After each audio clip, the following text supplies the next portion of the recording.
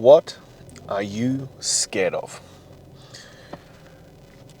So there's this big gap when it comes to starting, when it comes to actually getting in and beginning this process of taking on something new, of taking on a challenge, of, well, stepping outside your comfort zone. And we build up this fear in our head, this fear in our mind of, well, what it could be.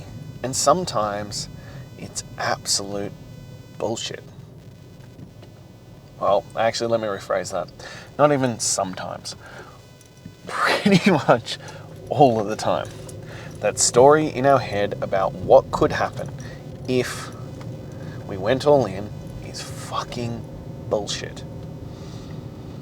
And this is the problem. But we convince ourselves that this is what's going to happen. We convince ourselves that, the world's going to fall. We get Chicken Little syndrome and the sky's falling in on us if we step outside our comfort zone and actually fucking do the work. Reality? Pretty much not. Like, if you actually sat down with it, if you actually sat in the moment with it, what is the worst case scenario? What is the worst case scenario? What could happen? What could happen if you decided to take that leap of faith, to make that change? Whether that be your fitness, whether that be your job, whether that be a relationship, whether that be a choice in your life, where you live, the direction. What's the worst case scenario? Honest answer is generally not much.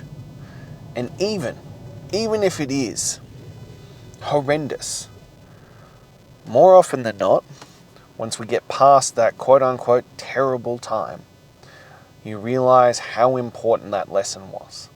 How important that moment was to structuring your life, to setting you up, to building you towards the next thing. Because you survived it. But pretty much, and we're going to talk broad strokes because I'm sure people could throw out examples, but pretty much, unless you die, nothing is insurmountable. There is nothing that you can't overcome, that you can risk it all. You can risk it for the biscuit, and if it doesn't come off, it doesn't fucking come off. But seriously, what are you scared of? And I think we need to have the conversation on that, because we also need to reframe it. We need to frame it in the light of not only what are you scared of, but what are you missing out on by not taking that step, by not stepping forward into the next chapter of your life? What are you denying yourself, your family, your kids, future you, people around you, people you serve, all that? What are you denying the world by not taking this step? And I think you have to blow it out into the most massive proportions.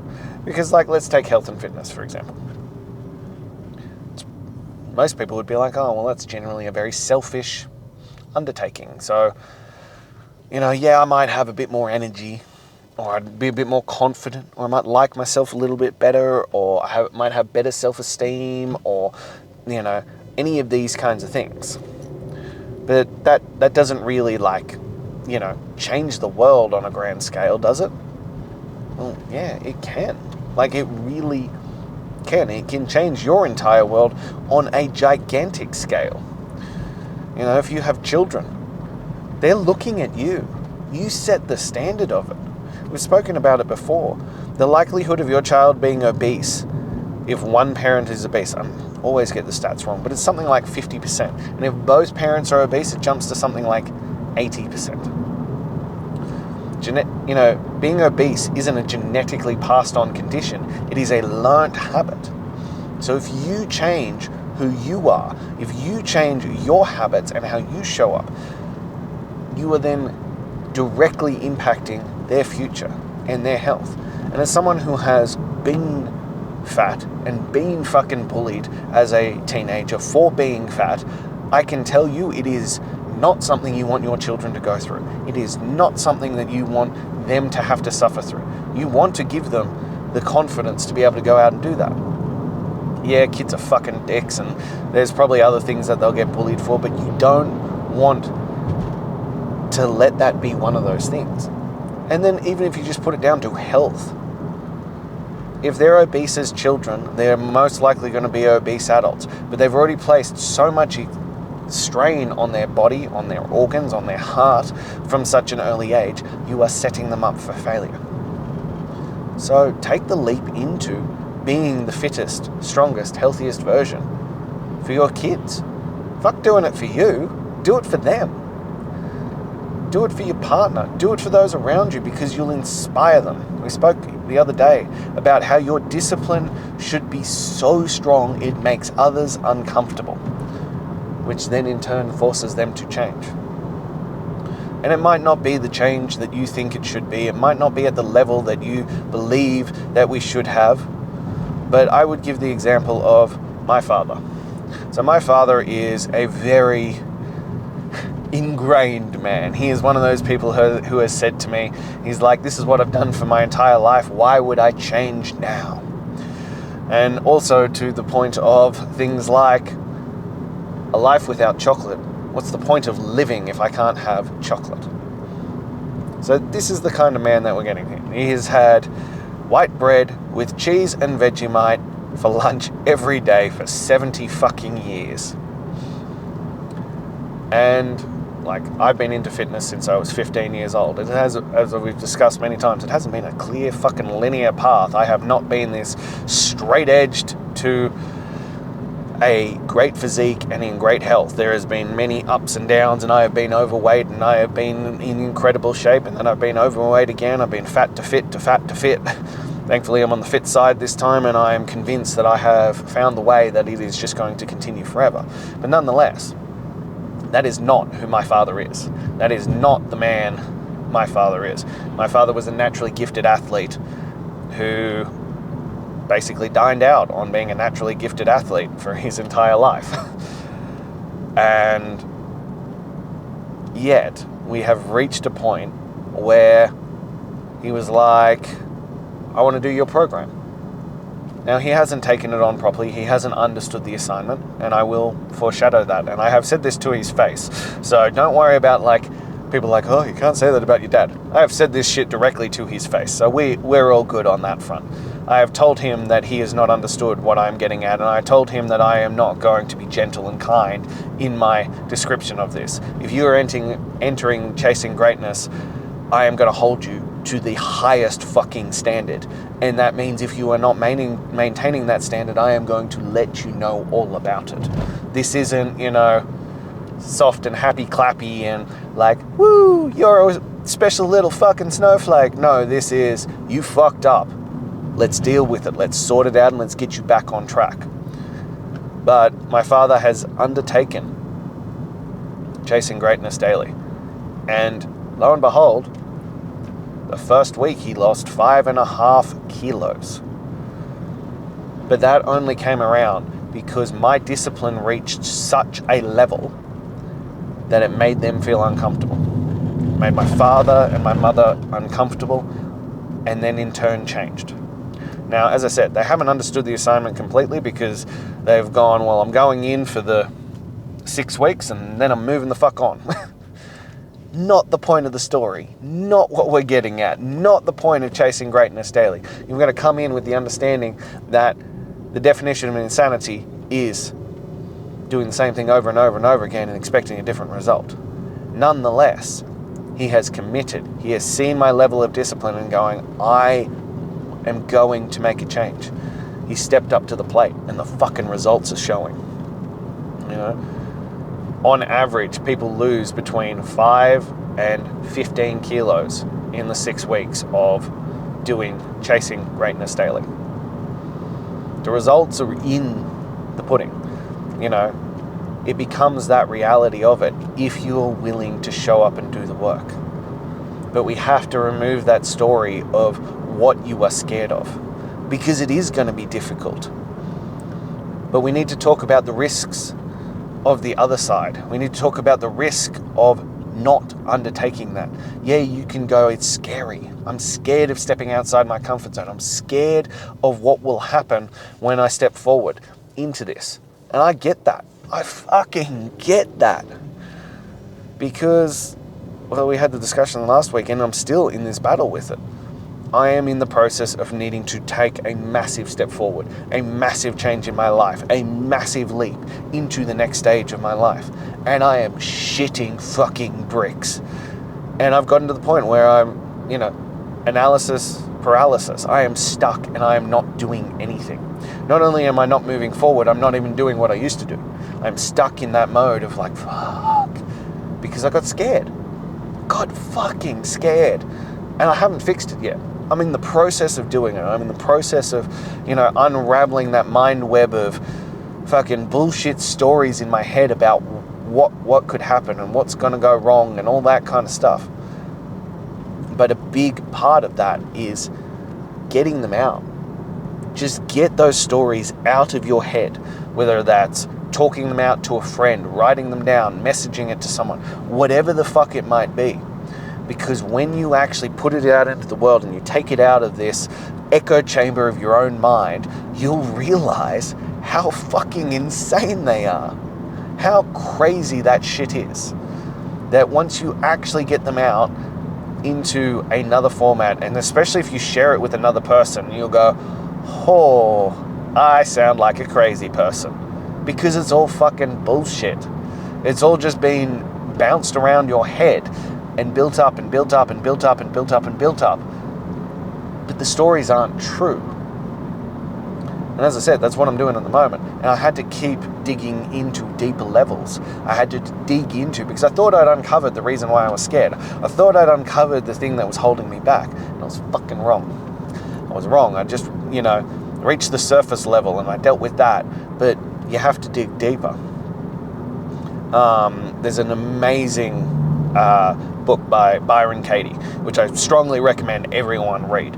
I have the children's version for my kids because it's this framework of questions to ask yourself when you get into these situations, because we all give ourselves knee-jerk reactions, and you can use it on other people and you can use it on yourself. But, it's like, what's the worst thing that could happen? Okay, I could fail. Is that true? Well, yes, if I don't achieve my goals, then I failed. Okay, well, is that true? And you keep asking, is that true, or some variation of that question until you get deep enough into it that you find the real answer, the real reason that is holding you back, the real problem in the situation. Because you have to get to that point. You have to keep digging. And usually it's way deeper than most people want to realize. It's usually between 4 and 7 iterations of that before you get to the actual answer, the actual reason that it's holding you back, or you want to change, or what you're afraid of, or whatever the fuck it might be. So as I said, that's a really crude explanation of that process, but I'd strongly recommend reading that book by Byron Katie.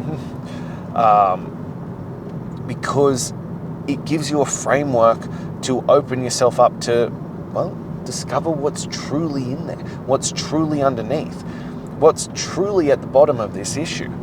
So as I said, I thought I'd gotten to the bottom of that, but my intentions and my actions weren't aligning.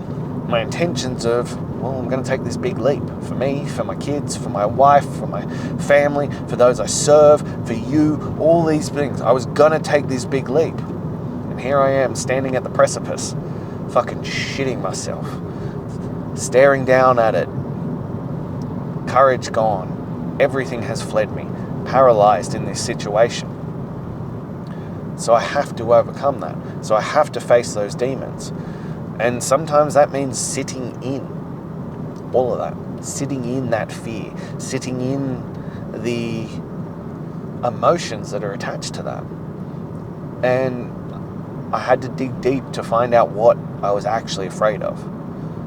And when I got to it, and I think for most people, it'll be some iteration of this, but when I got to it, the answer was that what I am doing at the moment is comfortable.